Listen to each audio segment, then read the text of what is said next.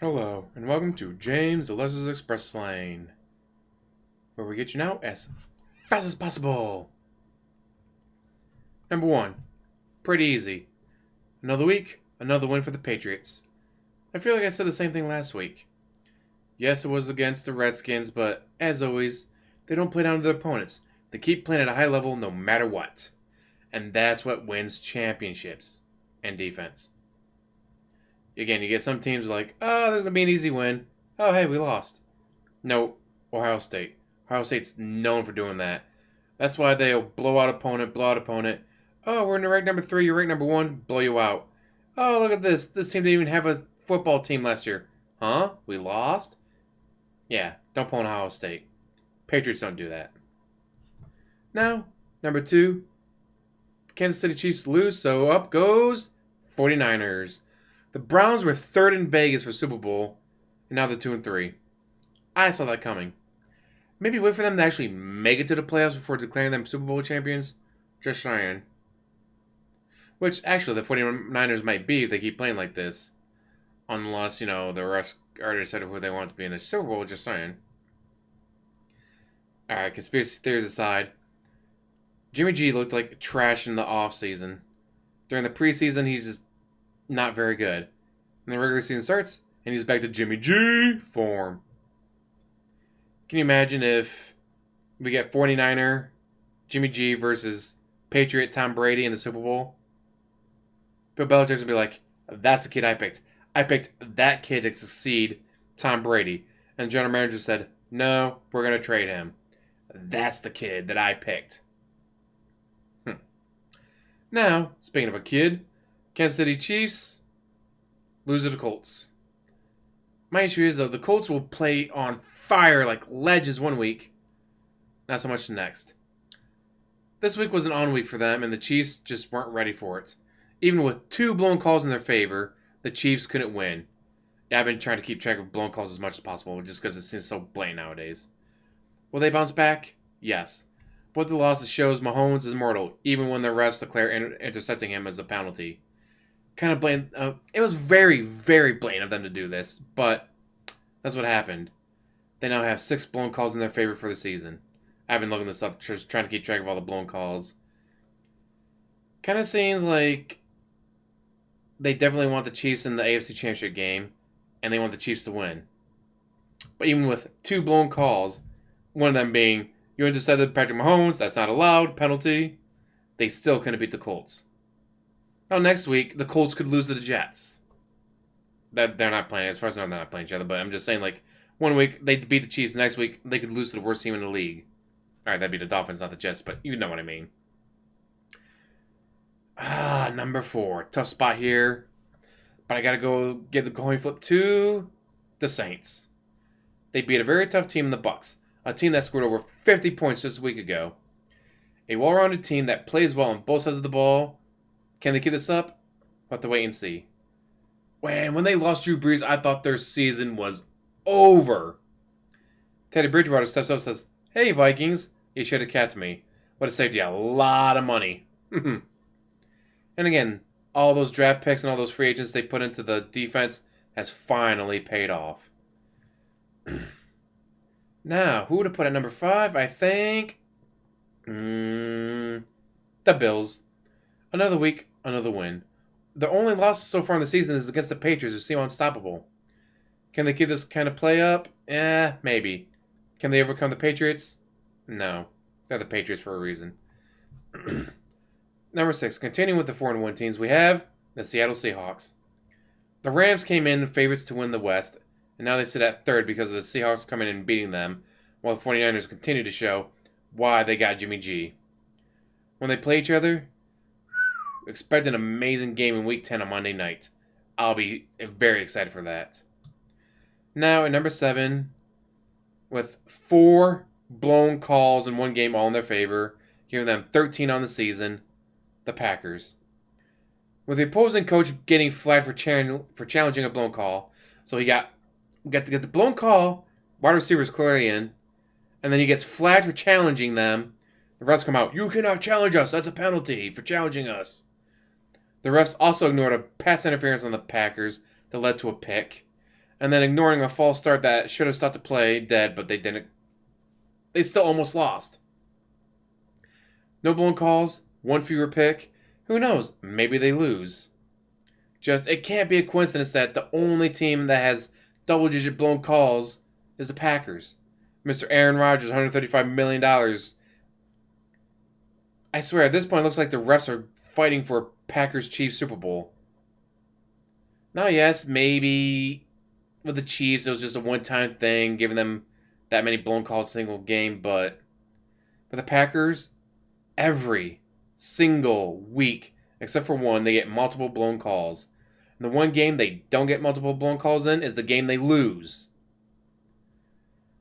God, I want the team to win or lose. I want the players to win or lose. I want the coaching to win or lose, not the refs. Like, if I'm a Packers player, I'm feeling a little bad about this. Like, yay, we won because of 4 blown calls in a single game. Then again, a win is a win, so take them any way you get them, right? But now, moving on to the 3-2 teams at number 8. I debated for a bit because there's so many 3-2 teams right now, including my Vikings. Oh, look at that. They finally learned to throw the ball, and they win. Gee, offensive coordinator, maybe you should be fired. Mr. We paid $84 million to hand the ball off to running back. Dumbass. But number 8 is not the Vikings. Number 8 is the Ravens. When they're on, they are on fire. For a young quarterback still learning in his second season, I expect a few mistakes and a couple of drop plays here and there. They have plenty of time to learn, plenty of time to fix those mistakes, so they can lose to the Patriots in the playoffs. 9. Speaking of losing to the Patriots in the playoffs, the Colts. The AFC South right now is wide freaking open. All it takes is one team to decide that they want to win. So far, the Colts and the Texans are tied, but the Jags and the Titans are hot on their heels. And for me, I'd love to see that Minshew kid win. I'd love to see that mustache come in and win the South, but we'll have to wait and see. And of course, speaking of the South, the Texans. God, well, the way the AFC South is shaping, it's going to come down to Week 17. Some, a.k.a. the AFC East, it's over by Week 1. The season's already decided short of injury. It's over. The AFC South, it's going to come down to the wire. It's going to come down to the last seconds. It's going to be the last second field goal in overtime to decide that. Am I right? Maybe I am. Maybe I'm not. We'll have to wait and see. Number 11, again, with so many 3-2 teams and only 2 spots left, I have to give this one to the Rams. 2 weeks in a row, they lose. Is it a sign? Is it a slump? I expect them to be undefeated at this point. Yet they've let themselves and their fans down. They need to bounce back, but they have the 49ers next week. So they lose, drop out of the rankings. They win, jump back up to the top 8, if not top 10. Next week will show is this a fluke, is this just a slump, or is this a sign of things to come?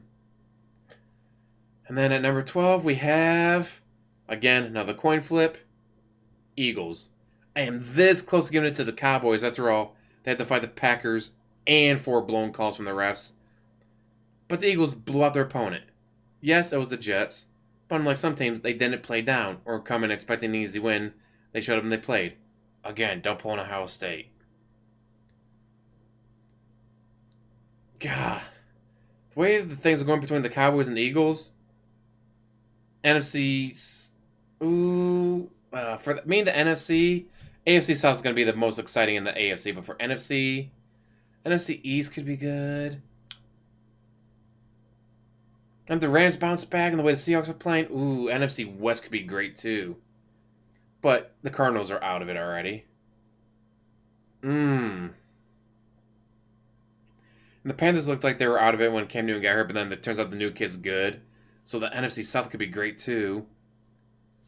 I'll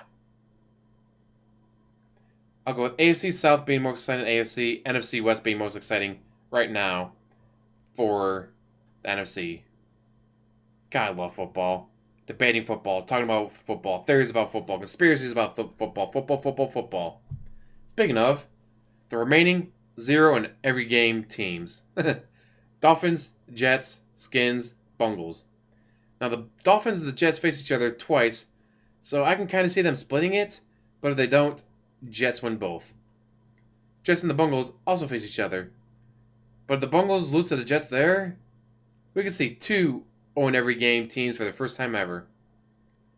But if I had to put my money and say only one team goes 0-16, it's going to be the Dolphins. The other teams are at least trying. The Dolphins traded away all their talent before the season even started, so it's no surprise that they're a dumpster fire. They went, we want to go 0-16. Why? Because? I'm just not...